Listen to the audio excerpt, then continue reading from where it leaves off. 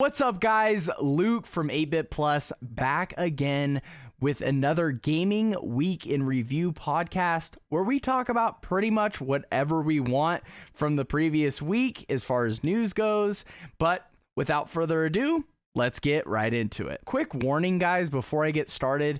Today's going to be a little bit ranty. So if you're not into that stuff, here's the warning now. There's some things that I can't not address. It's things that I'm passionate about. I want to see the gaming industry thrive for many years to come, but I'm not going to put up with, as a consumer, anti-consumer practices. I'm just not going to do it. We're gaming in 2020. We have too many options, and so there's some things that need to be said, okay? So we're going to, here's your warning. If you don't like it, click off. I totally appreciate you, love you, see you in the next one, hopefully. But just kind of a forewarning. So first thing I want to talk about is getting right into the rant stuff. Tony Hawk, the new Tony Hawk game, released a demo a week ago, and it's available for people that pre-ordered the game. And first of all, that's a weird move. Okay, whenever you do a demo, in my opinion, right? This is my opinion. Whenever you do a demo, I feel like you need to like your goal in making the demo is to get people like a sample of what your game's all about so that they want the whole course, you know, the whole meal. And it's just really weird that they're only giving people that pre-ordered the game access to this demo. And not only that, but even if you did pre-order the game, so like, for example, like me, right? I do my unboxing videos, and if you haven't checked out my unboxing videos, make sure you check them out. We have 7 of them done now. We just finished Ghost of Tsushima. But I get these collector's editions as soon as they come available for unboxing videos, and I get a physical copy of the game and whatever's in the collector's edition. But for me, that spent more than what it costs for a digital copy of the game, I called GameStop already. They don't know anything about it. There's no access for the guy that spent $100 plus $100 for your game to have access to it early. So really weird move, and it's really anti-consumer in my opinion. I don't really see what the strategy is with this. They're actually hurting themselves in doing it, but it is what it's what's happening right now, guys, and it bums me out that these companies think that they can like basically do whatever they want and we're still gonna buy their game. And guilty here, I'm still gonna buy the game, but it's just another kind of it's just another nudge in a negative way for the consumer to basically obey whatever the company wants to do. And they're like, hey, we got this beautiful shiny IP that we know everyone's gonna buy, so we're gonna do whatever the heck we want, regardless of what is gonna be beneficial to the consumer. And then one last thing I just want to say about it, not beneficial to them in my opinion either, because the whole point is to get more people to like your game. And if you're only giving the demo to people that already said, okay, I like your game, I want to buy it, it's just a really bizarre move. But anyways, moving on. Next piece of news, the N64, the original N64, yes, you heard it right, is getting an HDMI mod. And this is a digital to digital mod, which is the one that everybody wants.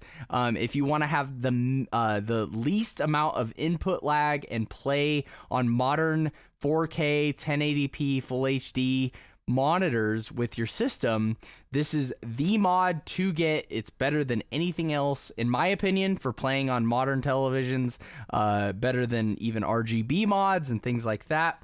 We're getting a new HDMI solution. It's going to be soldered onto the internals of the original N64, and I should be really excited about this. I grew up with the 64.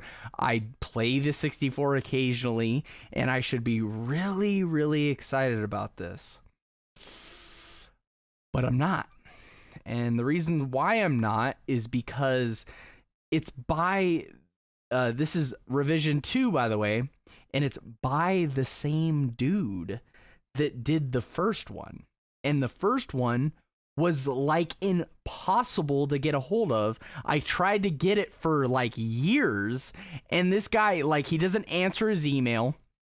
Like, he does pre-orders, and they, like, on obscure websites, they sell out in an instant because there's high demand for these chips, and then he just disappears, and he reappears like 6 months later with, oh, okay, here, we're doing the next batch, when he could very easily partner up with some company, or he could partner up with somebody that, you know, maybe has a little more of the ability to get this stuff out there, and maybe get hooked up with a good distributor, and get massive amounts of these things made and put them out to the public. But I'm not holding my breath. It really sucks that it's the same guy, because I've wanted to HDMI mod my 64 since I even knew it was a thing, but I haven't been able to. They're very expensive mods too. The previous one, I think he sold it for about $150, and that's not even the install, that's just the chip itself. And then you have to, you know, either hire a professional to do it or do it yourself, and these aren't easy jobs. Like, you're doing micro soldering here, so if you don't have the proper equipment, you're more than likely gonna screw something up. So I'm not holding my breath here. It stinks that it's from that dude. I don't even remember his name, but I've emailed him a couple of times, like, hey, like, what's going on with these HDMI mods? Like, he doesn't have any social medias that he, like, talks through. He doesn't reply to any of my emails. So it's kind of a mess. Hopefully he's planning on turning things around. Maybe he's a perfectionist and he's like, you know, because I can kind of get with that too. Like with you know, different things, like I might delay something because I want it to be the very best that it can be, so I might not market it, or, you know, I might delay something because I'm waiting for, you know, all the perfect ingredients to the item before I say, hey, come one, come all, we got this new awesome thing. So hopefully he's like that and he has a plan for when this thing does drop. But like I said, not holding my breath. New news from Ubisoft. This is actually not direct from Ubisoft, so you know, take it kind of weary. I wouldn't say with a grain of salt. I think it definitely is going to happen, but we are going to be getting a new Prince of Persia game in the form of a remake. And I know there's a lot of remake stuff happening, but this one I am very, very excited for. I was a huge Prince of Persia fan growing up. I played all the games on PSP, on the PS2, and even the newer one that wasn't, you know, it was still good, but not quite as good, on the Xbox 360. I love Prince of Persia, so anytime a new Prince of Persia game gets announced, I'm gonna be super hyped. So it is gonna be a remake, so hopefully they remake Sands of Time. That would be freaking awesome. And this is, once again, not direct from Ubisoft. I checked their Twitter before I did this podcast, and they haven't said anything about it, so definitely take it weary. We're not sure exactly as far as release dates go or when they're actually going to officially announce it, but it is out there. It has been leaked through a website. It got a listing through a website, I believe in France, and it's definitely going to hopefully be a thing.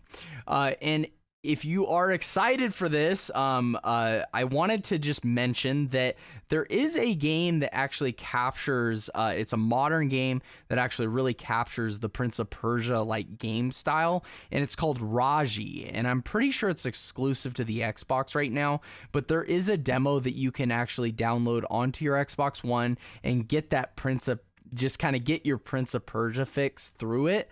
I actually live streamed this game and really had a lot of just really good vibes from it. It really very much so reminds me of Prince of Persia. So if you guys want to get that Prince of Persia fixed, Raji demo, grab it on your Xbox One. You will not be disappointed. Call of Duty got another game coming out. Oh man, the Madden of FPSs. Call of Duty is coming out with another Black Ops game. This time it's called Black Ops Cold War. I watched the trailer. It didn't really reveal much. It's kind of cool. They're going in a different direction. Figured I'd mention it on the stream, or figured I'd mention it on the podcast, which I do live stream live, by the way. So if you want to check out my flub ups and mess ups and stuff while I'm making these podcasts, definitely go over to my live stream. We'll have that linked in the comment section down below. But yeah, as far as the Call of Duty goes, I'm not super duper excited about it, but definitely I guess cool for some of you. So I want to let you know, they didn't show us very much. It's cool that they're going in a different direction with Cold War, but it's like another Black Ops game. Like, gosh, could you do something new? Like, I don't know. I guess people like that game. So moving on, Battletoads. There's a new Battletoads game being released for the Xbox One and PC, and it is actually made by the original developer of the original Battletoads game for the NES, Rare. So really excited. I'm actually going to be streaming that on the live stream as well. So just another reason to go over and check out the Praying Gamer live stream. Pretty awesome stream. We would love to have you. But this one did just release, and yes, it is on Game Pass day one. So if you're a Game Pass subscriber, do yourself a favor and go download Battletoads. I think you'll really like it. I'm super excited to play it myself. And finally, guys, I just kind of want to wrap this up because like I want to wrap it up with a bit of a rant. So just forewarning. The current state of the gaming industry is it's a problem. I think it's a real problem. And I just kind of want to empower everybody that's watching and let you guys know that you have the power to vote with your wallet and change the way that things are going. You know, there's been a lot of anti-consumerism like happening right now with the gaming industry. You got Sony with their DualShock 4s that are perfectly good Bluetooth controllers not being able to be used with the PS5, even though headsets and different things are able to be used with the PS5. They're not allowing the DualShock 4 to be used even as Player 2 on their new platform. You have Final Fantasy VII, where like if I sold you, like if it was the era of the PlayStation 1 and Final Fantasy VII was 2 parts, like you bought this part for full price and you get half of the game, and then like 6 months down the road they give you a second part and they sell that for full price as well, you would look at me and say that I was absolutely nuts. Like, you're crazy. Why should I have to pay for the same game twice? And that's what we're seeing right now. Square Enix is releasing Final Fantasy VII in parts, and we're going to have to pay full price for these parts. It's not cool. It's not good business practice. It turns me off as a consumer. It makes me just want to play retro games, which I'm completely content with. And I literally, like, you could take the entire library of any given system, maybe except for the 32X and the 3DO and a couple other Sega consoles. But like, you could take, say, the PS2 library, like thousands of games, dude. I could take that system exclusively and get every game for it, and I'd never finish them in my lifetime. and I would enjoy myself. It's a wonderful platform. So I don't have to deal with what they're doing. And I just want to encourage you too. You don't have to buy into the hype of a new game coming out. Or like, for example, Cuphead got a release, and I don't necessarily think this is completely on the developer side, but like Cuphead got a physical release. It's an amazing game. I will not deny that. I would love to support it, but they released the game physically and they didn't include a physical disc. You open up Cuphead and it's a digital download code.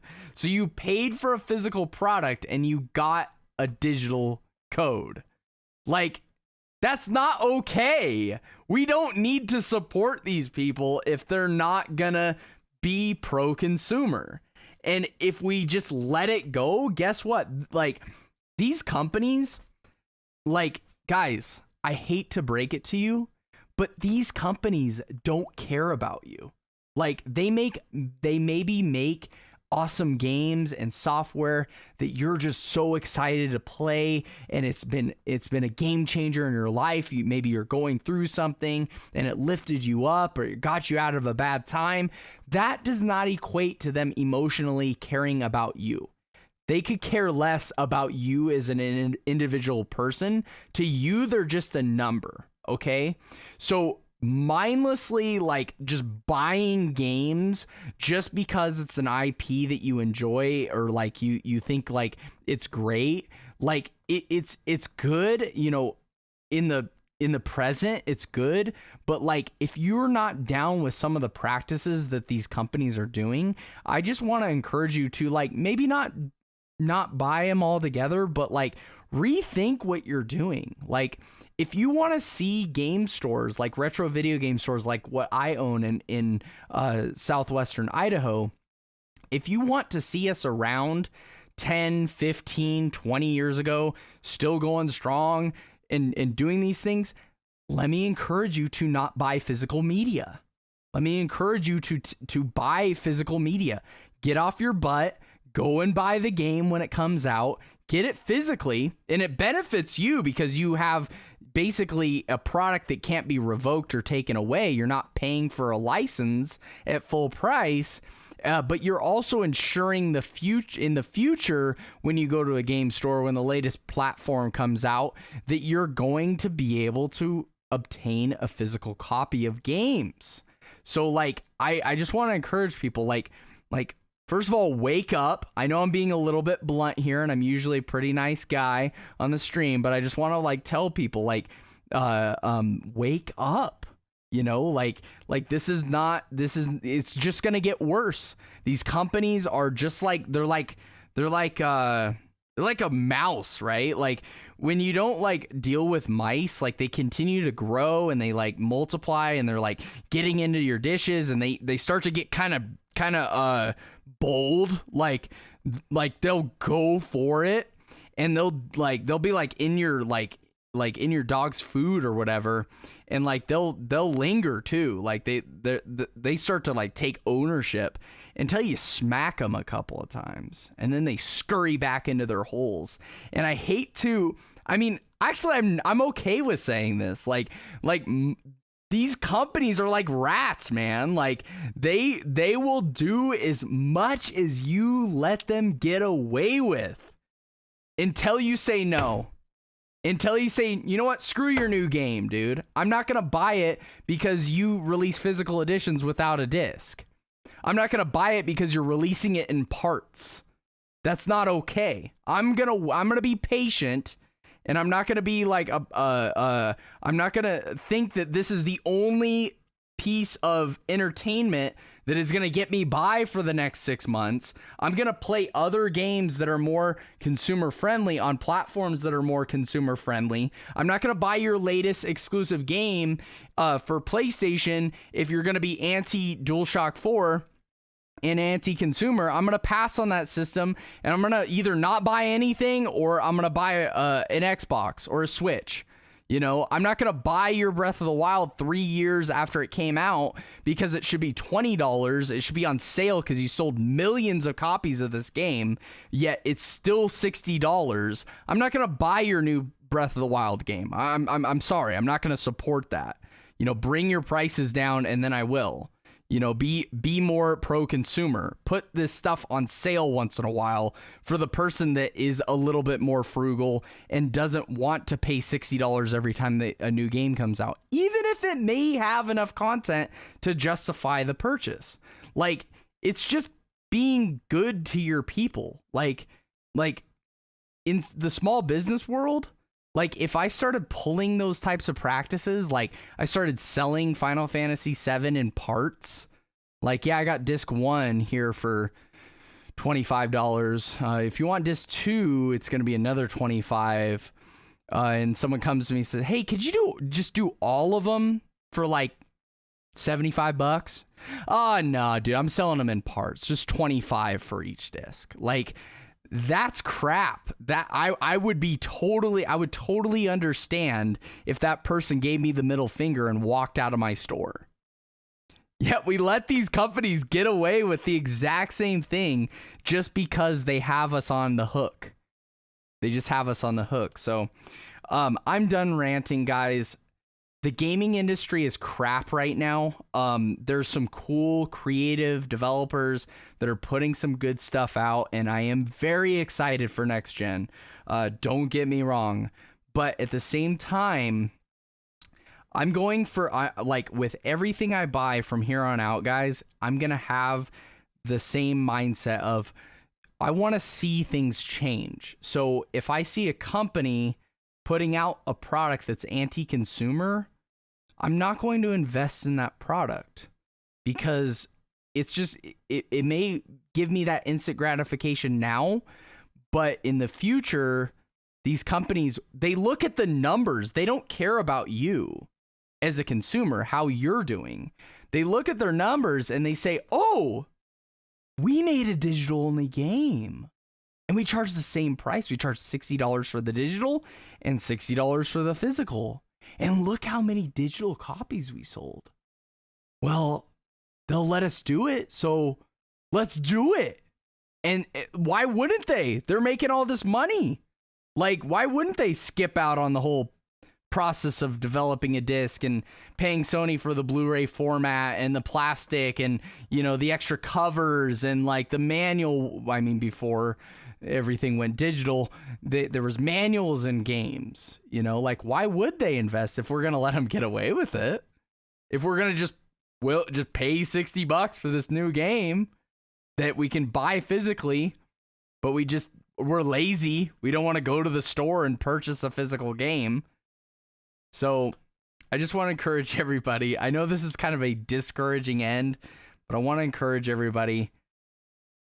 Fight the man! Say no, okay, to this stuff. When someone's being anti-consumer and they're letting it all hang out, don't support them. Wait, okay? Figure out another way of obtaining the game. Wait for it to go on discount. Like with Final Fantasy VII, dude. I probably will end up playing Final Fantasy VII. But I'm going to wait until all those freaking parts are out for a while. And then I guarantee you this is going to happen too. I guarantee it. Mark my words. All the parts will come out. That'll happen for about 6 months. The final part will be out. And then they'll release the complete edition. And it'll have all 4 parts. Probably on 2 discs. And I'm going to go buy that. For probably $20, not 60. But that'll do it, guys. Thank you. If you're still here, thank you so much for watching this podcast. Super excited. I'll try to be more positive next week. I swear I am a very positive person. But when there's injustice taking place, I'm going to talk about it. But make sure you subscribe if you like the content, you want to see more, as well as smash that like button, hit the bell. Comment, let me know in the comment section down below what you thought of the new Tony Hawk demo not being available for people that didn't pre-order it. The Prince of Persia coming out from Ubisoft. Are you excited for that? Is that something that you're going to get? as well as Battletoads. What? Battletoads in 2020? A brand new Battletoads game. Are you going to be playing it? Let me know in the comment section down below. But until next time, Luke from 8-Bit Plus signing out, and I'll see you in the next one. God bless.